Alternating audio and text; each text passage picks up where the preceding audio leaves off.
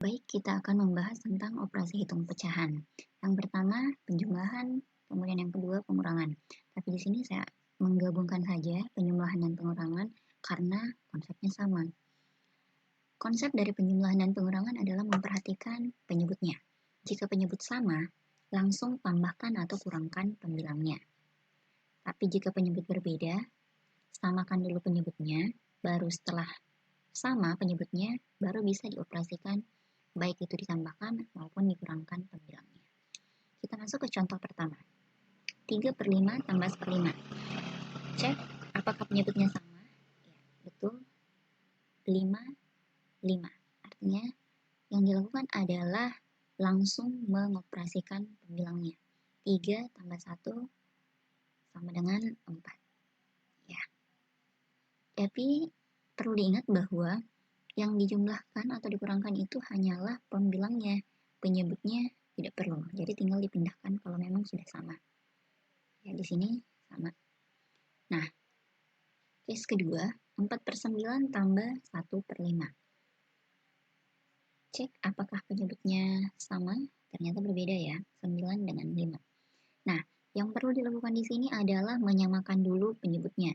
Bagaimana cara menyamakan penyebutnya? Ingat materi kemarin KPK.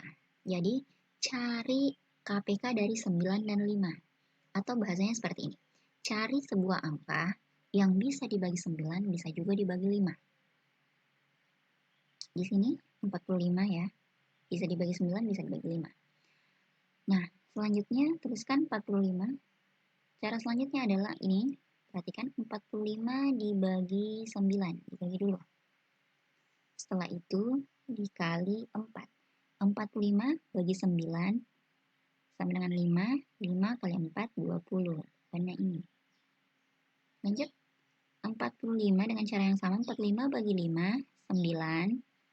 Kali 1, 9. Dapat. Nah, perhatikan. Jika sudah seperti ini, penyebutnya sudah sama, kembali ke cara yang pertama tadi. Kalau sudah sama penyebutnya, maka langsung operasikan pembilangnya. 20 tambah 9, 29/45. Ya, kita lanjut ke case selanjutnya.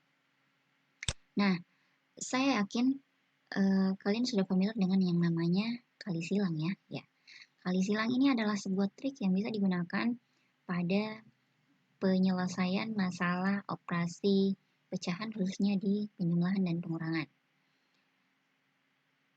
Lihat 2/9 tambah 3/7. Di sini penyebutnya berbeda, maka yang dilakukan adalah menyamakan penyebut.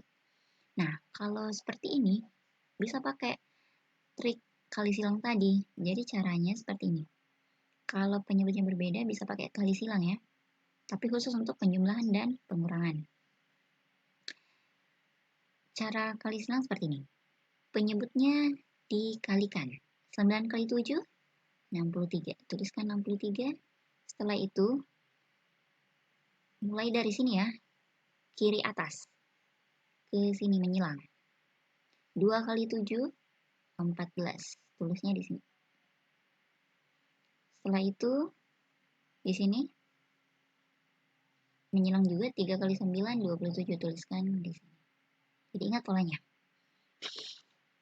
Setelah itu, lihat karena sudah sama penyebutnya, maka langsung saja pembilangnya dijumlahkan. 14 tambah 27, 31. Ya, ini hasilnya. 63. Oke, baik, kita lanjut ke soal berikutnya. Nah, di sini ada pecahan campuran. Pecahan campuran artinya ada bilangan bulat ditambah dengan pecahan biasa murni. Oke. Nah, bagaimana caranya? Lihat dulu penyebutnya apakah sama? Berbeda ya. Nah, kalau berbeda, langkah pertama yang dilakukan adalah menyamakan penyebutnya. Tapi supaya lebih mudah menyamakan penyebutnya, kita ubah dulu pecahan campuran ini menjadi pecahan biasa. Bagaimana caranya? Lihat. Saya kasih contoh lain dulu di sini. 2/3/4. Ini namanya pecahan campuran. Oke. Caranya mengubah pecahan campuran menjadi pecahan biasa gini. Ini dikali 4 kali 2, 8. Setelah itu ditambah 4 kali 2, 8. 8 tambah 3, 11. Menjadi 11 per 4. Oke, kalau seperti ini bagaimana? Jadi 5 kali 1, 5. Lah, baru tambah 5 kali 1, 5. Tambah 4, 9. Menjadi 9 per 5. Nah, sekarang 9 per 5 tambah 2 per 3. Ingat tadi, karena penyebutnya berbeda, maka disamakan dulu penyebutnya. Bisa pakai trik kali silang.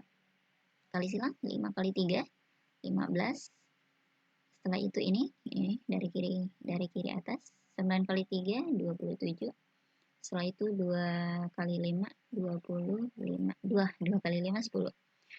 Langsung tinggal dijumlahkan karena sudah sama penyebutnya. 27 tambah 10, 37 per 15. Nah, bagaimana cara mengubah ini? Lihat. Ini adalah pecahan biasa, tapi pembilangnya lebih besar daripada penyebutnya. Itu artinya ini adalah bisa diubah menjadi pecahan campuran. Bagaimana cara melihat pecahan yang bisa diubah menjadi pecahan campuran? Yaitu ketika pembilangnya lebih besar daripada penyebutnya. Contoh, 5 per 3. 5 per 3 itu bisa diubah menjadi pecahan campuran. Sedangkan 3 per 5, ubah di sini, itu tidak bisa diubah menjadi pecahan campuran. Kenapa? Karena pembilangnya lebih kecil daripada penyebutnya. Nah, tetapi ketika pembilangnya lebih besar, maka itu bisa diubah menjadi pecahan campuran. Oke. Dan selanjutnya adalah bagaimana cara mengubah pecahan biasa ini tadi menjadi pecahan campuran. Caranya adalah, saya kasih contoh yang mudah dulu, ini 5 per 3. Ini dibagi biasa. Jadi 5 bagi 3. Ingat materi pembagian? 1 kali 3, 3, 5, 2. Nah, di sini kita tidak pakai koma ya, tapi pakai pecahan. 2 adalah sisa. 1 adalah hasil bagi yang utuh. 3 adalah penyebutnya tadi. Jadi cara menulisnya adalah ambil yang utuh, 1, kemudian ambil sisanya, 2, per ambil penyebutnya tadi. Itu 2 per 3. Nah, kalau ini 37 bagi 15. Artinya, 37 bagi 15 bagi biasa. Cari angka berapa kali 15 dapat 37 atau kurang dari 37? 2. 2 kali 15 dapat 30, kemudian dikurang 37 kurang 37 sama dengan 7. Nah, ini namanya sisa. Nah, ingat tadi sama dengan cara yang tadi, ambil yang utuh dulu, 2-nya dipindah menjadi ini. Kemudian 7 sisanya pindah ke sini, 15-nya ini. Berarti jawabannya adalah 27 per 15. Nah, lanjut. Bagaimana kalau, nah ini lebih kompleks sedikit. Dua-duanya adalah bilangan campuran. Cara pertama, ubah pecahan campuran menjadi pecahan biasa. Cara yang tadi, 8 kali 1, 8, tambah 3, 11 per 8. Lanjut, 4 kali 1, 4, tambah 1, 5, 5 per 4. Nah, sekarang, penyebutnya berbeda, jadi harus disamakan penyebutnya. Jadi, caranya tadi bisa pakai dua cara ya. Yang pertama cari KPK-nya, atau yang kedua pakai cara kali silang. Nah, sekarang yang cara pertama ini saya pakai KPK. KPK dari 8 dan 4 adalah 8. Kenapa 8? Karena 8 bisa dibagi 8 sendiri, 8 juga bisa dibagi 4. Jadi tuliskan 8 di sini. Caranya tadi kalau pakai KPK ini, 8 bagi 8, 1. 1 kali 11, 11. 8 bagi 4, 2. 2 kali 5, 10. Setelah sama, tinggal dikurangkan. 11 kurang 10, 1. Oke, kita pakai cara kedua. Kali silang. 11 per 8 kurang 5 per 4. Jadi, di sini saya mau membandingkan apakah pakai cara silang dengan pakai cara KPK itu sama. Nah, Cara kedua, 11/8 kurang 5/4. Pakai KPK tadi, ingat, dikalikan 8 kali 4, 32. 32. Kemudian ini dikali silangkan, 11 kali 4, 44. Kemudian ini 5 kali 8, 40. Oke. Sekarang kurangkan 44 kurang 40 sama dengan 4/32. Nah, kok beda 1/8 dengan 4/32? Hasilnya sama. Jadi 4/32 ini bisa disederhanakan. Bagaimana cara menyederhanakannya? Cara menyederhanakannya adalah bagi dengan suatu bilangan, tapi harus sama. Misalnya bagi di atas bagi 2, berarti di bawah juga bagi 2. Nah, kita coba dulu. Apakah bisa dibagi 2? 4 bagi 2 bisa, 32 bagi 2 juga bisa. Apakah bisa lebih sederhana lagi? 4 bagi 4 apakah bisa? Bisa ya, jelas. 32 bagi 4 bisa tidak? Berapa kali 4 dapat 32? Bisa ya? Oke. Berarti kita bagi 4 saja. 4 bagi 4, 1. 32 bagi 4, 8. Nah, jawabannya sama, 1/8. Oke, jadi kesimpulan dari operasi pecahan, penjumlahan, dan pengurangan adalah pastikan bahwa pecahan yang dijumlahkan atau dikurangkan memiliki penyebut yang sama. Jadi, jika penyebutnya berbeda, samakan dulu, baru operasikan pembilangnya.